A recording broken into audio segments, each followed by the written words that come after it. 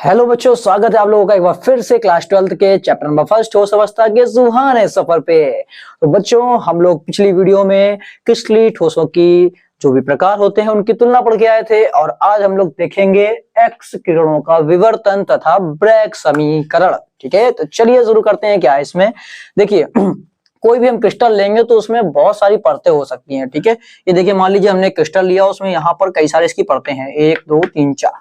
Okay, एक बात ध्यान रखिएगा, देखिए एक परत के जस्ट बाद दूसरी जो परत आई, फिर दूसरी के बाद जो तीसरी परत आई है, ऐसी ये जो क्रम लगा हुआ है परतों का, इनको हम लोग बोलते हैं या कह सकते हैं जो सतह हैं, परत हैं जो, इनको बोलेंगे उत्तरोत्तर सतह। इसके बाद की उत्तरोत्तर सतह ये है, इसके बाद की उत्तरोत्तर सतह ये है और इसके बाद की उत्तरोत्तर सतह ये है। ठीक है, तो ध्यान रखिएगा, उत्तरोत्तर सतह का मतलब है उसके बाद जस्ट आने वाली सतह कौन सी है। ठीक, हुआ क्या दो साइंटिस्ट थे, W.L. ब्रैग और W.H. ब्रैग। उन्होंने क्या किया, एक क्रिस्टल लिया और उस पर एक्स किरण को डाला। जैसे ही एक्स किरण को डाला तो देखिए क्या हुआ, पहले ये जो किरण थी मान लीजिए पहली सतह पर टकराई और इसका क्या हो गया, ये यहाँ पर इसका विवर्तन हो गया। ठीक है, जो हमें बिल्कुल देखने में कैसा लग रहा है, परावर्तन की तरह। ओके, फिर दूसरी कण मान लीजिए यहाँ पर इस जगह पर टकराकर फिर से क्या हुआ, इसका विवर्तन हो गया और तीसरी कण यहाँ टकराकर इसका विवर्तन हो गया। ठीक है, तो जिस एंगल से गिर रही थी और जिस एंगल से जा रही है, आपको दिख रहा है कि लग रहा है बिल्कुल देखने में जैसे परावर्तन हो रहा हो, तो इस कंडीशन में क्या होगा, जिस एंगल से गिरेगी वो कोण और जिस पर निकलेगी वो कोण दोनों आपस में क्या होंगे, बराबर होंगे। ठीक है फिर क्या देखा, यहाँ पर ये जो दो सतहों के बीच की दूरी थी उनको क्या मान लिया, डी मान लिया। ठीक है, डिस्टेंस को डी मान लिया। अब हुआ क्या, जब उन्होंने एक्स किरणों को इन सतहों पर डाला तो इन किरणों की कुछ ना कुछ, इन तरंगों की तरंग दैर्ध्य होगी, होगा ना। तो ये जो किरणें हैं, अगर ये क्या बोला है, अगर ये समान कला में हुई, कैसी कला में, समान कला में। समान कला का मतलब क्या है, देखिए कोई भी तरंग होगी ऐसे चलेगी। ठीक है, अगर समान कला है तो दूसरी तरंग भी क्या होगी, इसी क्रम में चलेगी जैसे ये आगे बढ़ रही है। तो अगर ये जो हमने किरण डाली है वो समान कला में चले, जैसे ये देखिए एक पहली ये गई फिर दूसरी भी इसी लाइन पे ऐसे जा रही है। अब आप देख पा रहे हैं कि एक की तुलना में दूसरी क्या है, उसका आयाम ज्यादा है। आयाम क्या होता है, यहाँ पर ये दूरी होती है। ठीक है, इस दूरी को आयाम बोलते हैं। ठीक, तो आपने देखा दूसरे का आयाम बढ़ गया।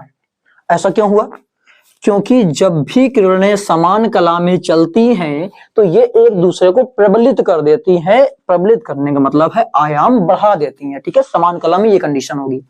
और हमें पता कैसे चलेगा, अगर ये समान कला में चल रही हैं तो किरणों का क्या होगा, समान कला में चलने वाली किरणों का जब यहाँ पर विवर्तन होगा, तो हमने यहाँ देखिए फोटोग्राफिक प्लेट बनाकर रखी है।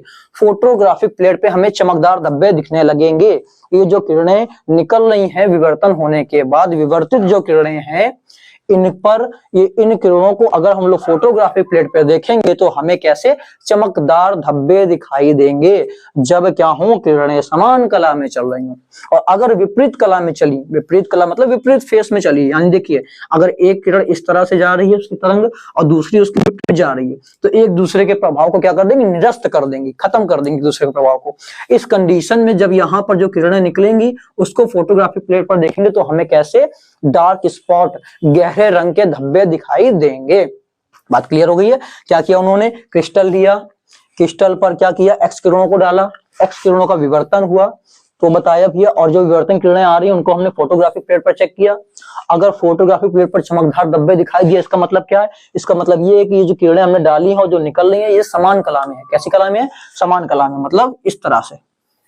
और इस कंडीशन में क्या होता है, एक दूसरे को प्रबलित कर देती हैं, आयाम बढ़ा देती हैं, इसी वजह से हमें चमकदार धब्बे प्राप्त हुए। ठीक है, दूसरी बात क्या बोली थी, अगर ये जो किरणें हमने डाली हैं एक्स किरणें और क्या हो, एक दूसरे के विपरीत कला में चल रही हो, इस तरह से एक ऐसे जा रही है तो दूसरी तरंग ऐसे जा रही है विपरीत कला में, एक दूसरे के प्रभाव को निरस्त कर दिया और इसके बाद फोटोग्राफिक प्लेट पर हमें कैसे गहरे रंग के धब्बे प्राप्त हुए। इस घटना के आधार पर, इस प्रयोग के आधार पर W.L. ब्रैग और W.H. ब्रैग, इन्होंने जिंक सल्फाइड ZnS की संरचना को दिया और कुछ बातें बताई।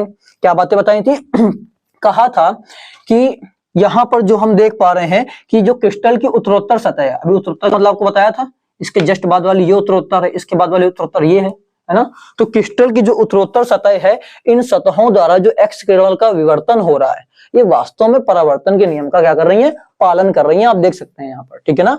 एक्स किरण जो हमने डाली है वो क्या कर रही है, क्रिस्टल की हर एक उत्तरोत्तर सतह जिस पर एक्स किरण गिर रही है वो क्या कर रही है, परावर्तन के नियमों का पालन कर रही है। और दूसरी बात क्या बोली, कहा कि ये जो तरंगे हैं ये समान कला में तभी हो सकती हैं, कब हो सकती हैं, कहा भैया कि समान कला में ये तभी हो सकती हैं जब ये सतहों की जो बीच की दूरी होती है, कौन सी, ये सतहों के बीच की दूरी, क्या बोला, ये जो तरंगे गिरी है ना उनकी तरंगों की जो तरंग दैर्ध्य होती है उसकी क्या हो, पूर्ण गुणक हो। ठीक है, इसी कंडीशन में ये क्या होगी, ये समान कला में होंगी जब सतहों के बीच की दूरी किसके, तरंग दैर्ध्य की पूर्ण गुणक हो। और इस बेस पर इन्होंने एक समीकरण दिया n लैम्डा बराबर 2d sin थीटा, जहां n की वैल्यू होती है पूर्णांक, लैम्डा का मतलब तरंग दैर्ध्य और d का मतलब क्या है, क्रिस्टलों के सतहों के बीच की दूरी। उम्मीद करेंगे आपको अच्छा समझ में आ गया होगा। एक बार जल्दी से इसकी थ्योरी हम लोग देख लेते हैं। देखिए क्या लिखा हुआ है, जब एक्स किरण पुंज को किसी क्रिस्टल में डालते हैं, ठीक है ये डाल दिया, तो क्रिस्टल इन किरणों का विवर्तन कर देता है, ये कर दिया विवर्तन। यदि विवर्तित तरंगें समान कला में हो इस तरह से, तो कह रहा है एक दूसरे को प्रबलित कर देती हैं, मतलब आयाम बढ़ा देंगी। ठीक है, फिर कह रहा है जिससे फोटोग्राफिक प्लेट पर चमकदार धब्बे बनेंगे, जो फोटोग्राफिक प्लेट लगाई है इस पर कैसे चमकदार धब्बे बनते हैं। परंतु क्या हो, यदि विपरीत कला में हो कुछ इस तरह से, तो कह रहा है ये एक दूसरे के प्रभाव को क्या कर देंगी, निरस्त कर देंगी, खत्म कर देंगे एक दूसरे के प्रभाव को। और इस कंडीशन में हमें फोटोग्राफिक प्लेट पर गहरे धब्बे, डार्क स्पॉट देखने को मिलेंगे। और इस घटना या इस प्रयोग के आधार पर किसने, WL ब्रैग तथा WH ब्रैग ने इस प्रयोग के आधार पर ZNS की संरचना दी तथा निम्न निष्कर्ष प्राप्त हुए। कौन कौन सा, पहला निष्कर्ष क्या था कि क्रिस्टल की उत्तरोत्तर सतह द्वारा, बात समझ में आ गई आपको, क्रिस्टल की उत्तरोत्तर सतह द्वारा जो एक्स किरणों का ये जो विवर्तन हो रहा है ये किसके, परावर्तन के नियमों का पालन करता है। और दूसरी बात क्या बोली, परावर्तित जो किरणें हैं जो वो निकल रही हैं, कह रहा है केवल उस समय ही ये समान कला में होंगी जब सतहों के बीच की दूरी यानी कि d किसकी, तरंग दैर्ध्य की क्या हो, पूर्ण गुणक हो। ओके, अच्छे से क्लियर हो गया होगा। जल्दी से आप इसका स्क्रीनशॉट ले लीजिए। आप लोगों ने स्क्रीनशॉट ले लिया होगा। उम्मीद करेंगे ये टॉपिक आपको अच्छे से समझ में आया होगा। और अपने दोस्तों को ज्यादा से ज्यादा शेयर कीजिए इस वीडियो को।